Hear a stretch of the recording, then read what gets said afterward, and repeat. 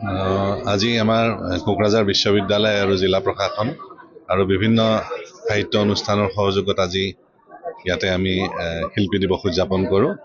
আৰু শিল্পী দিৱসত ছাত্ৰ ছাত্ৰীৰ লগতে শিক্ষক শিক্ষয়িত্ৰী আৰু বিভিন্ন অনুষ্ঠান প্ৰতিষ্ঠানৰ নেতৃস্থানীয় ব্যক্তিয়ে যোগদান কৰি আজি আমাৰ এই শিল্পী দিৱস অনুষ্ঠানটো সাফল্যমণ্ডিত কৰি তোলাৰ বাবে মই জিলা প্ৰশাসনৰ ফালৰ পৰা সকলোকে ধন্যবাদ জনাইছোঁ।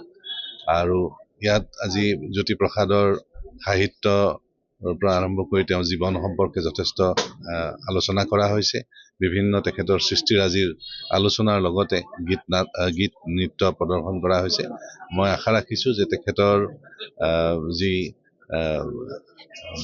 তেওঁৰ সমৃদ্ধ জীৱন সেই সমৃদ্ধ জীৱনৰ গৱেষণা অধ্যয়ন এই কোকৰাঝাৰ বিশ্ববিদ্যালয় বা আমাৰ বড়োলেণ্ড ইউনিভাৰ্চিটি বা আমাৰ বিভিন্ন শিক্ষানুষ্ঠানে আগবঢ়াই লৈ যাব পাৰিব।